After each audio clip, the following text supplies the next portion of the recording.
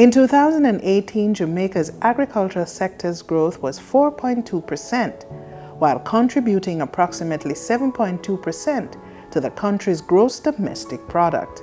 For small island developing states such as ours, food security is vital. But according to data from the Statistical Institute of Jamaica, $116.88 million was used to purchase a combination of imported seafoods such as fish, herring, sardine, mackerel, shrimp, and crab. In addition, chicken neck and back, beef, mutton, goat meat, wheat, rice, and other grains as well as fruits and vegetable products pushed the overall import bill to $902.3 million compared to agricultural exports at a mere $214 million. These factors make Jamaica vulnerable to external economic shocks and a phenomenon known as climate change. Addressing the House of Representatives on April 23, 2019, the Minister of Industry, Agriculture and Fisheries, the Honorable Audley Shaw, outlined his policy framework for developing the agricultural sector. We have not only planned but intend to implement these plans and to work for Jamaica. That is why, for the fiscal year ahead, the Ministry will anchor our growth initiatives in several main policy priorities. And I wish to highlight some of these in this Honorable House today. 1. Optimizing the production and productivity of key local produce and products towards targeted markets in order to increase agricultural production and productivity. Achieve food security while increasing access to financing and employ appropriate technology and infrastructure development. He further outlined that in the 2018-19 fiscal year, the Export-Import Bank disbursed some $9.4 billion to the productive sector, 72% of which went towards providing financing to the medium, small, and micro enterprise sector, its highest ever contribution to the growth and development of small and medium enterprises in Jamaica. But how difficult is it for farmers to get access to financing? And what are some of the challenges farmers face with regards to doing agriculture in Jamaica? Here are their stories. Benlar Foods Limited is really in the agribusiness sector. We do agro-processing and exporting of fresh produce, both for the local and the international market. The aim of our company really is to build a global brand. We want to build a global brand using authentic Jamaican products and deliver that to the world. Some of the crops that we produce now, we have an interest in broccoli and cauliflower. We just put in like 5 acres of each because all the broccolis to date on the island are being imported, broccolis and cauliflower. And so, well, we have a group, we have a farmers group. We're on 100 acres of land in Black River. We're building out a mother farm concept of production where we control the key crops that we supply to our customers. And so we want to be able to control Jamaica with broccoli and cauliflower within the next 2 to 3 months and onwards, right? So we have keen interest in those two crops, coupled with sweet potatoes, which we're doing now. We have salad tomatoes, plummy tomatoes, we have spinach, and we have sweet corn, which we're looking at. With these crops, the volume varies depending on the amount you put in. I believe, well, within the next 2 months, we should be reaping anything over 60,000 pounds of broccoli and cauliflower together. Coupled with that, we should be reaping anywhere over 15,000 pounds of plummy tomatoes. And that's just for those crops. They are for specific markets. So the beauty about our business model is that we don't grow a product and then try to sell it. We grow based on our customers' demand. So based on the relationships that we have now, we grow specifically for our customers. So for example, PriceSmart, we have an understanding of the volumes that they use on a monthly basis, and we grow accordingly. And that helps us with consistency in terms of volume and pricing. Well, some of the challenges that I experience is, well, a lot. The first one is financial, of course. Our culture or society, I don't think we're geared towards pushing investments in agriculture, because I think most of the financial institutions, see agriculture as a risky business. So it was really difficult to start. So you have a nice business plan, a comprehensive business plan, but you sit in front of a business banker and you pitch and you sell the idea, and you'll hear it's good, but we really can't help you. One, you don't have the assets, you don't have the money to use as collateral, and so it's really difficult. That I believe is the most difficult challenge I have had. So Happy Produce Limited is a family-run company. We started out in 2015, got registered in December 2015, and since then we have somewhat formalized our arrangements. So we supply to processors, supermarkets, hotels, restaurants, exporters, and through that we will give them stuff like hot peppers, tomatoes, sweet peppers, cucumber, lettuce, cabbage, sweet potatoes, and other crops. But our major crops are basically sweet potatoes and hot peppers. So we do other crops between, but we plant only when we have an order for a market. So if there is no order, we do not plant. So in between, our major markets remain processors. So we will always divert most of our lands to peppers, because we sell quite a bit of peppers into the processing market. So once there isn't need for that particular parcel of land, then we'll put it in either one of our major crops, sweet potatoes or peppers, which basically we have the endless market to supply. The access to funding has not been easy. I must take my hats off to Grace Kennedy, who has been a significant part of the birth of what we call Happy Produce Limited. They were very much involved in providing technical expertise, but as well as providing funding.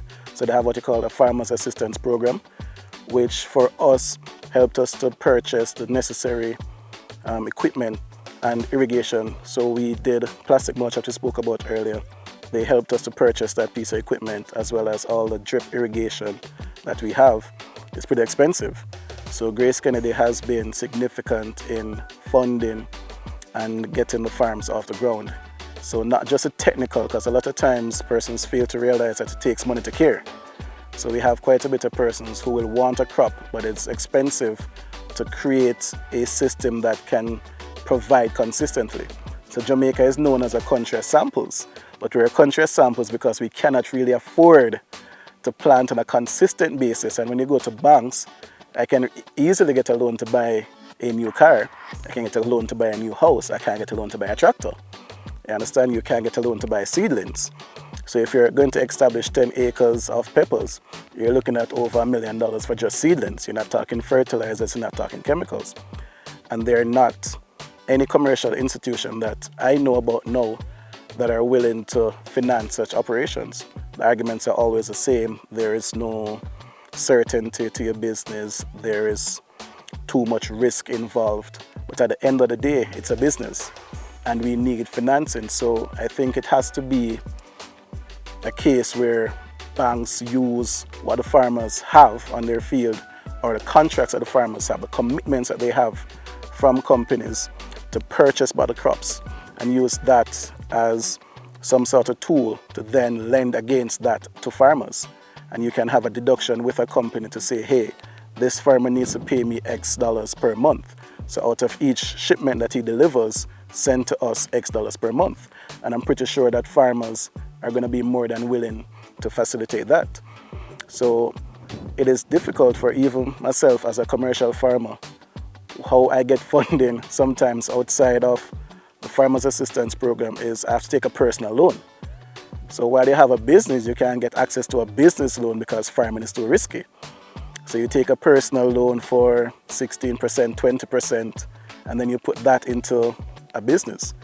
So if I didn't have a job outside of farming, I would have no access to financing from a commercial institution, because you now have to take this loan from another business that they recognize as being stable to then do farming. Our journey also took us to Central Clarendon to speak with Mr. Nicholas Anderson on one of the largest ginger farms on the island. I am the champion ginger farmer for 2017 and also 2018, and also the champion young farmer for 2018, and still expecting for 2019. One of the things that I really do on my farm that I think make my thing outstanding is the interest that I take, because not much people use like fungicides and you name them. Not much people use them. Normally I treat before plant and I spray. You know, so that's one of the things why I think my thing is much different from others. I'm one of the biggest ginger farmers in the country, and I'm also a yam farmer, dashing on the side, small amount of planting with a small amount of livestock, not much. On an average, the amount of ginger I really produce, every year I step up. 2 years ago I produced over 100,000. This year I don't finish reaped as yet for this year, but so far we've reaped over 180,000 already and still reaping. Climate change is one of the more serious issues affecting us as a country, as it impacts are capable of reversing all the economic and social gains we have made. We are currently feeling the effects in terms of the heat wave the country is now experiencing.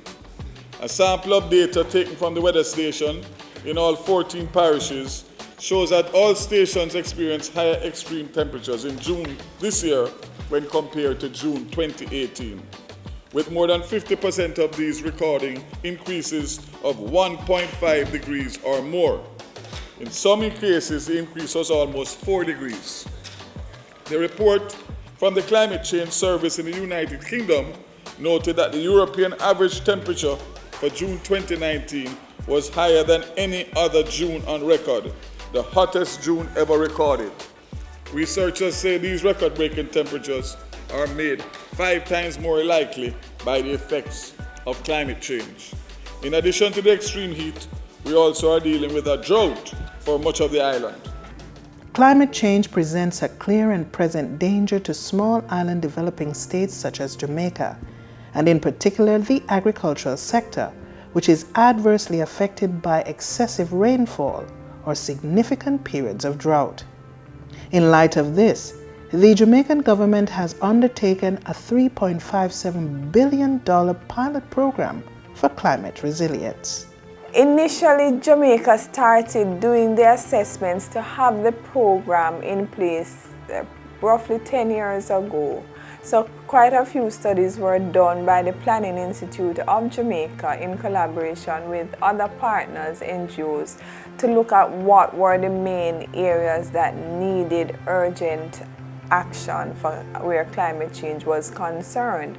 And based on the research done from then, they developed the different projects and programs for the PPCR.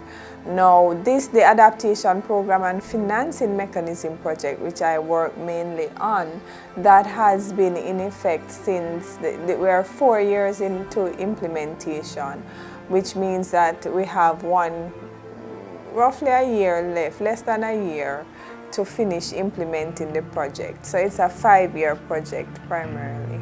For the APNFM, our budget is $19 million US over the 5 years, and that is both with funding from the climate investment funds through the Inter-American Development Bank, but also with contributions from the government of Jamaica. So I think the government of Jamaica is almost $3 million, and the rest is through the international mechanism.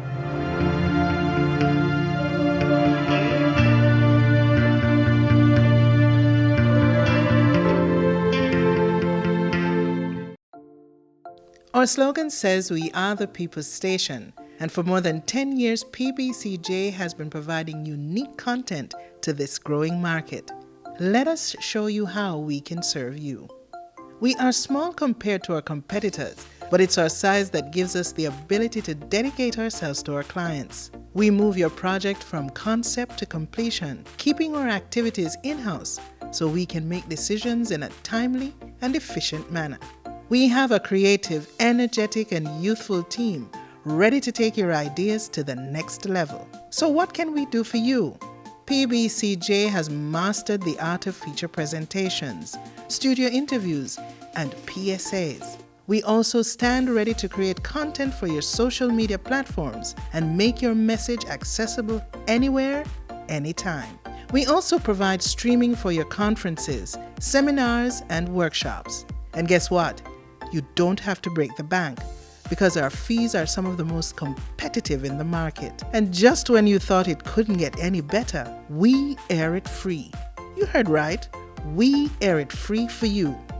So call the PBCJ at 876-754-7225 or email us at production@pbcjamaica.org. We are waiting to serve you.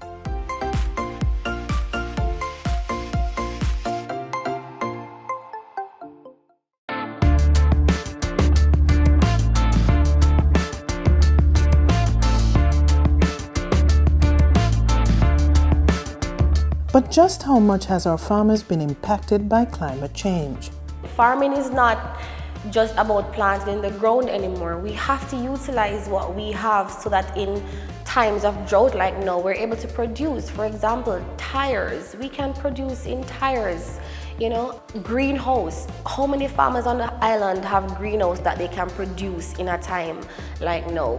So it's really about investing more in infrastructure that will enable our country to be sustainable. I can guarantee you within the next 2 years from now, we can't farm like we're farming now. Just 2 years. One, we're not doing enough water harvesting. During the seasons when we have a lot of water, we're not doing that, we need to have more wells. It's just so many different things that affects us when it comes down to climate change that we need to plan for. And I guess that's just it. When I have a long period of drought and then have the heavy rainfall, all this was cabbage, cucumber, all that got rotten in the heavy rains. So now we're back in land prepare up all these land again and start over. So it's a special type of strength to be a farmer. Drought doesn't affect me much because the type of soil that I plant on. Because my soil, they normally cool. I normally choose soil to plant whatever I plant. So I don't have much problem with drought. Climate change, yeah, that's a thing. I've been affected by climate change, yeah, because the season that I normally used to, it's not like that anymore. So because of that, even with the ginger, I have to plant much earlier because I have to try and let the ginger grow as early before the summer came in because the summer is not like first time. So it affects me, but it's not too bad because as I said earlier on, the soil, I choose soil to plant. So I choose a cool soil. So it don't affect me much, but it could be better. If you don't plant the ginger early enough and let it grow out, it will affect you, the heat will affect you. The summer will have a big impact on it. Probably even start grow and just stop. But if you plant early enough, yeah, well, it will not be affected. If you choose the right soil. Climate change affects the yam in a small way as well. Small way because I don't know if you remember last year, the drought last year. The drought last year, I see yam climb and run thick right out and just come right back down.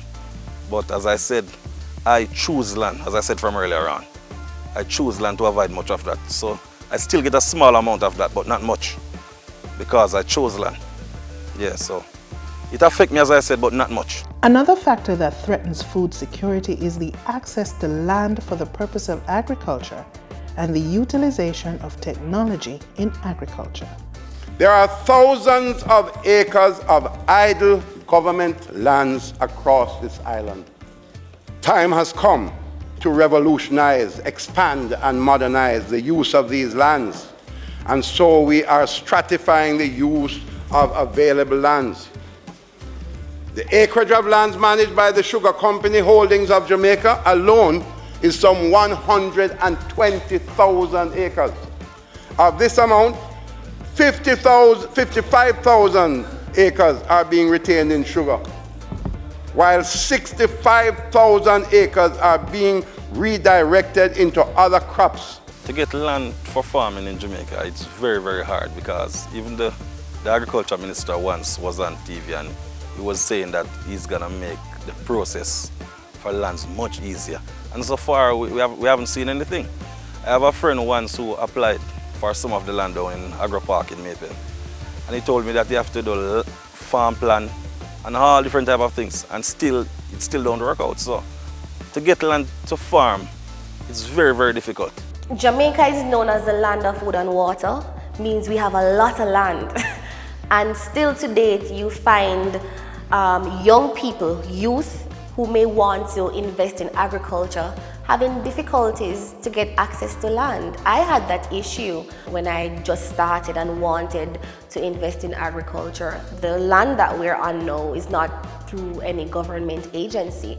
I had to walk, try to get to know people, ask in the different communities, do you know of any lands that we're leasing? Because it's difficult to get land to do agriculture here in Jamaica. The process, you have the AIC, and the process to get land through the AIC is beyond difficult, and it should not be, because as far as I'm concerned, there are lands available, wastelands that we can turn into production, but that's not happening.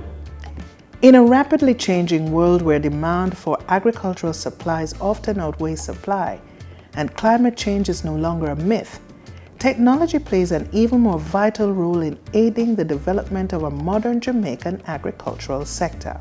For me, technology is very critical. So being exposed to these extreme drought conditions or heavy rainfall, let's speak more on the drought side.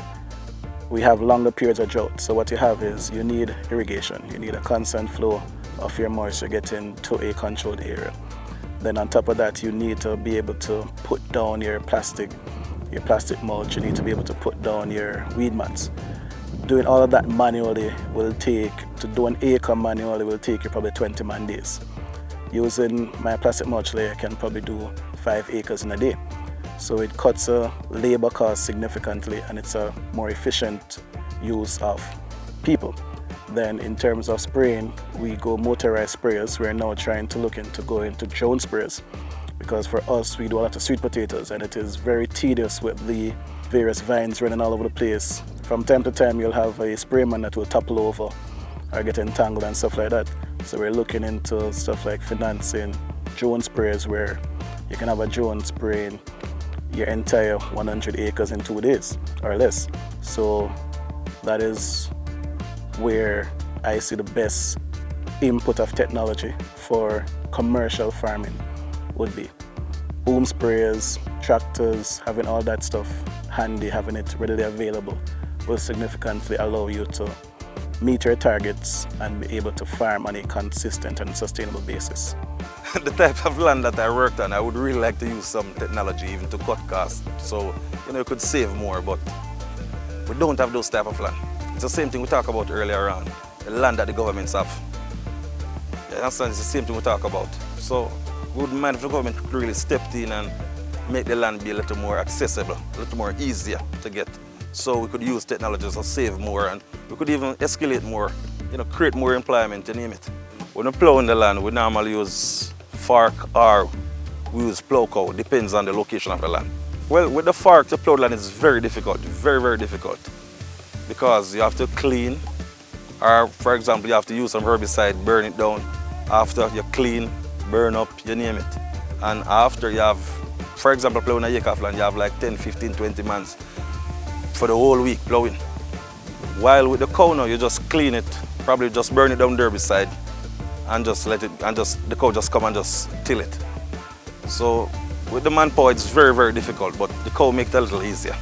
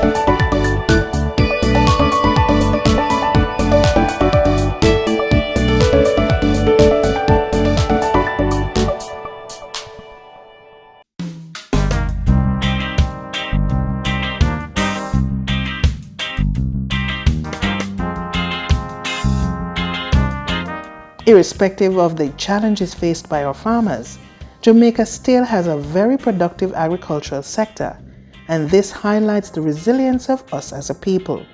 Nowhere can the exploits of our farmers be seen than at the Denby Agricultural Show. The Denby Show is the oldest, largest, and most dynamic agricultural show in the English-speaking Caribbean, and one of Jamaica's most iconic events that was held for the first time in 1952, and since then has reminded us each year of what we have achieved in agriculture and its related sectors. The Denby Show has enjoyed success as the Caribbean's premier agricultural event and epitomizes wholesome family entertainment and attracts over 80,000 patrons to the event annually. Denby is very important for First Son. And I say that because this is where all the technicalities meet on a yearly basis. Individuals who are interested in improving their operations visit Denby. And as such, we're always here for nearly a decade, offering and showcasing that which we have offered to the sector. And as a result of that, it cannot be overstated that being here is a must for us every year. And we try to make our presence felt. And at the end of the day, the farmer embracing that which we put forward will result ultimately in them improving their operation. So it's big for us as we seek to improve productivity in Jamaica. At Nutrimix, we are into animal feed production. That's our mainstay. But we not only produce animal feeds, we also have baby chicks, laying hens. From our sister company, Newport Genetics, we're into pigs and semen for the farmers. And besides that, at Nutrimix here, we also import semen and embryos for farmers, both cattle semen and goat semen and embryos that we import and supply to the farmers. So it's a holistic approach. We not only produce and supply these inputs into the agricultural production, but we also support this with our technical service team. Our team consists of two distinct groups. We have a technical group that is headed by a veterinarian and supported by other vets and technical reps. And we also have a sales team that I manage that is equipped with 6 technically trained representatives that goes to the farmer. Our mandate with this group of people is to ensure that we not only sell a product to the farmer, but we also offer a service so that when they buy our products, or whatever product for that matter, once they are into agricultural production, we want to help them to do it the correct way that they can all be successful and we can have growth of Jamaican agriculture. In Jamaica, a lot of the people who are actually practicing farmers are really not technically trained. They're not farmers by training, but they are farmers by profession because they choose to take on the profession. What we do is that we develop our team and our programs so that we touch every farmer in this country. We do training sessions right across the country, and we have about 100 of these each year. And during the training session, what we try to do is to look at the farmers, what they're doing, their needs, and see how best we can help them. If they can't attend these sessions, which we have in the classroom type sit down, we go to their farms. So we do on-farm training and we do in-classroom training. That is the reason why our technical people, every day they are mandated to go to the farms and to help these farmers, to train them. We have the know-how, we get the information, we do the research, so we bring it to the farmers so that everybody can be on the same page. We looked at what was happening with our dairy industry in Jamaica. There was a time when Jamaica was producing about 40 million liters of milk locally. Today, maybe 3 years ago, we were down to about 10 to 11 million liters. Far from what the country needs, very low. And as a company, we sat down, we look at it. And it's one of those industries that we have seen over the years and we have watched its demise.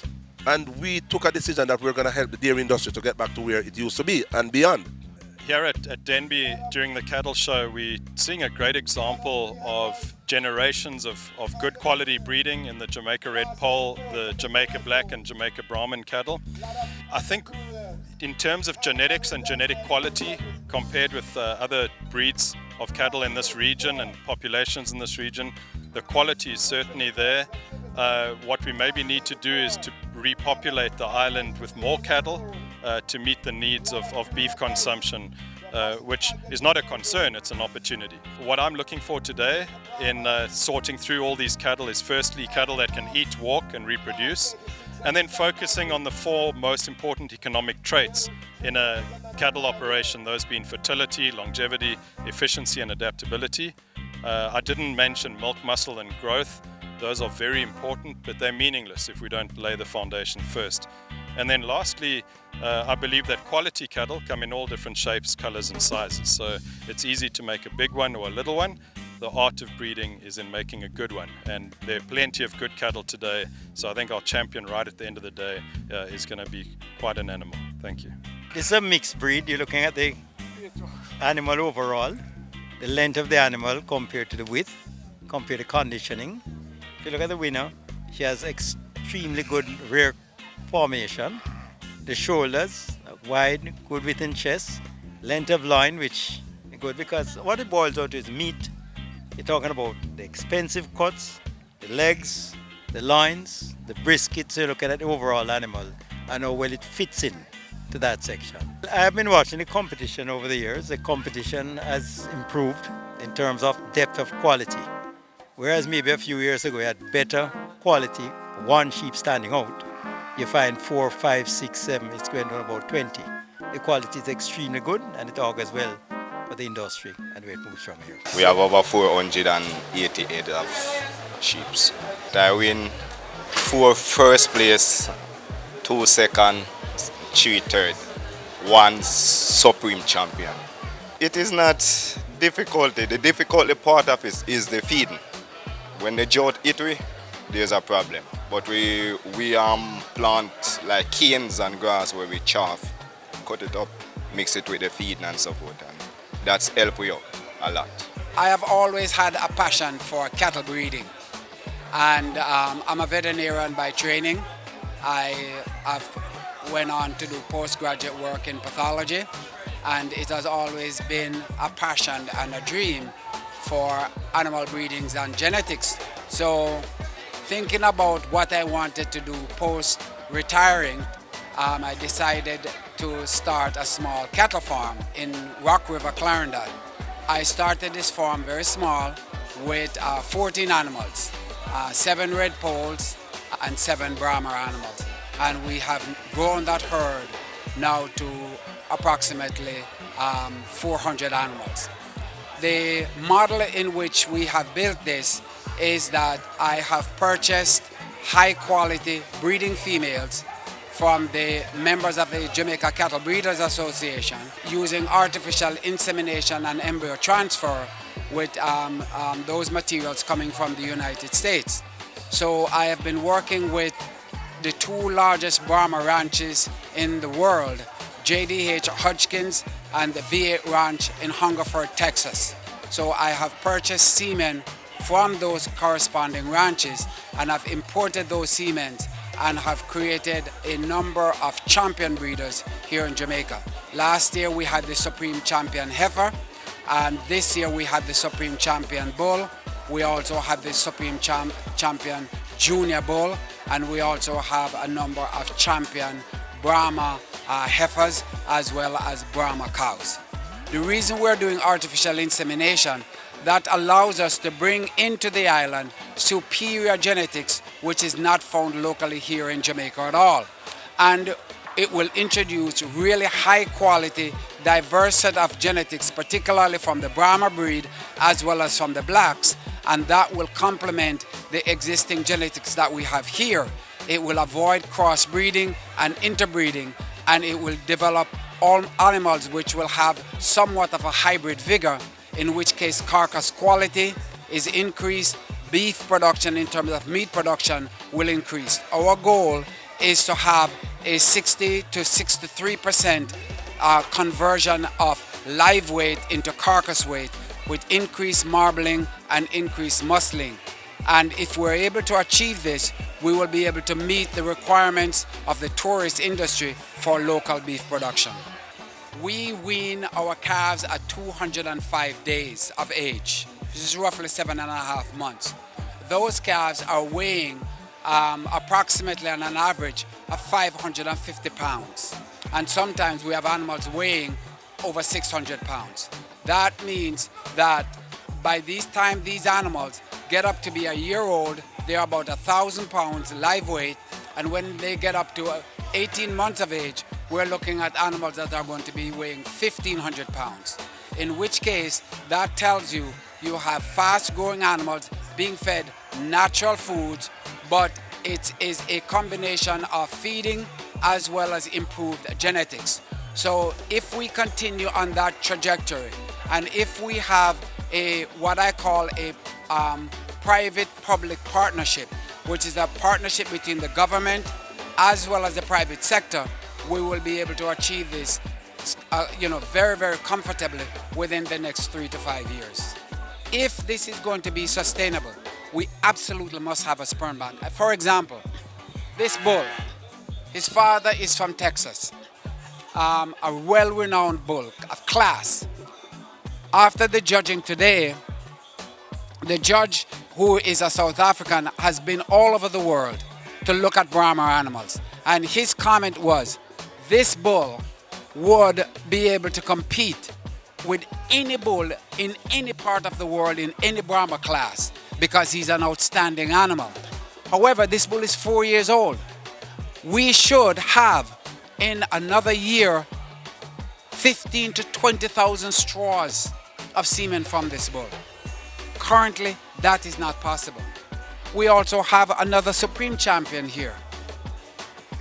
That is not possible. So in order for us to do that and improve on the genetics, building of a sperm bank where we can house semen is absolutely critical. And if you ask me, that is one of the fundamental things which I think is going to threaten the long-term sustainability of beef cattle production in Jamaica of high quality. You can produce beef, but if the quality is not really very high in terms of the tenderness of the beef, in terms of marbling and so forth, that the hotel industry is going to want because they want to buy locally, we will not be able to produce that because that is the result of a combination of genetics as well as breeding, as well as feeding and nutrition.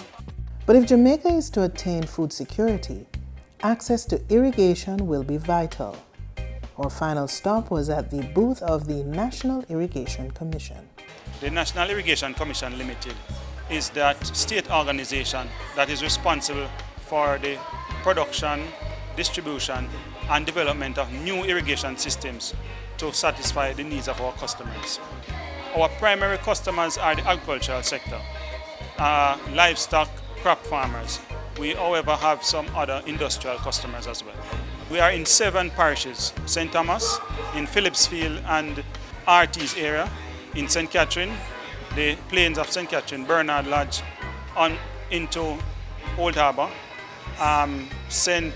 Clarendon, the Rhymesbury area, in Manchester, the New Forest, Duff House area, in St. Elizabeth, Beacon, Little Park, and Hounslow areas, while in Seven Rivers, St. James, and we also have another small system in Bracco, Trelawney. Pretty much have 3 different types of customers.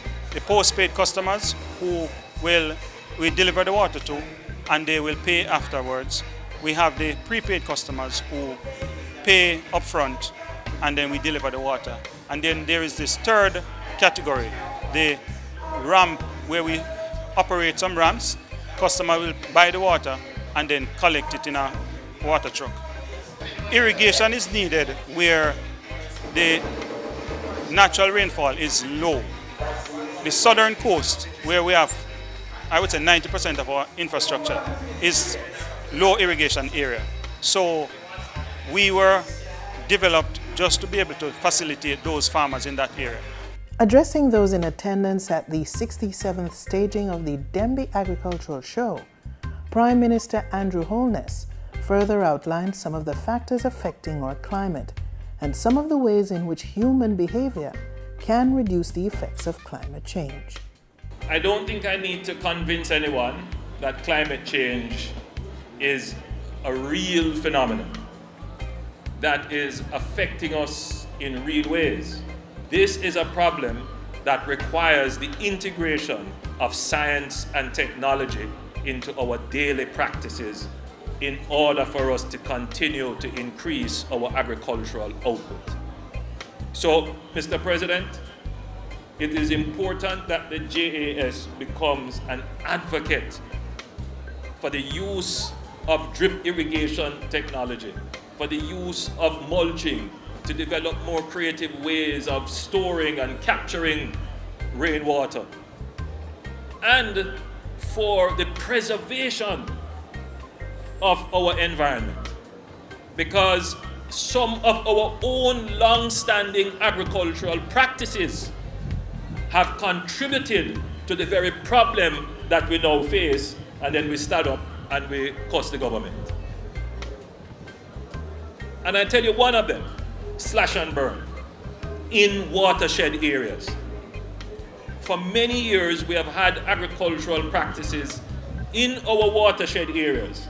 Those are areas over our aquifers, where we have denuded those areas. But the time has come for us to have a conversation about what it is that we are doing with our labor to earn a living. And one of them can't be that if we're going to do some agriculture, we have to burn down everything. That is something, Mr. President, that we need to do something about. The second thing is that we need to plant more trees. We need to rehabilitate our watershed areas.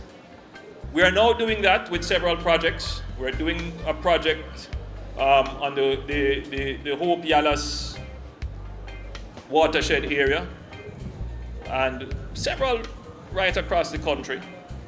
But if every Jamaican were to make it a point of their duty to look in their backyard and say, you know what, this little spot here could well take a tree and give us some shade. Just that one action, you could immediately increase the number of trees in Jamaica by, let's say, 1 million trees per year. That number of trees could sequester from the atmosphere a large volume of carbon, which is contributing to the warming of the climate. The 67th staging of the Dembe Agricultural Show is a true testament of the resolve and character of the Jamaican farmer. The show also seeks to motivate farmers by providing them with a trophy and cash awards. Do you remember Nicholas Anderson? Well, he won the 2019 award for Champion Ginger Farmer, and he is the second runner-up for Champion Young Farmer. Remember Miguel Francis? He is the first runner-up for Champion Young Farmer. Hear me now, the boy they come in on me hard and pints me dog, thief off me goat them, thief out me again, know it hard. For you achieve what you have, and the next man a thief and a rob, the boy they come in on me hard and pints me dog, thief off me goat them, thief out me again, know it hard. For you achieve what you have, and the next man a thief and a rob. Well, hear me now, thief will never prosper, they must reach disaster. Come in on me hard and thief me close them off a line, so you not hear me assessor. Boy, them is a taker. Thief on the black puss from under seller. Me ear say a chever, and that no clever. Oh, you fit thief people things for your pleasure. Police a go catch you, and when they catch you, you go pray to Father God for them left for the boy they coming on me hard. And poison me dog, thief off me goat them, thief out me again. Know it hard. For you achieve what you have, and the next man a thief and a rob. Boy they coming on me hard. Pretty and Larson. Yeah man, simple. I mean, I say, yo, I saw things said. We are burn them out. Kind of right. Boom.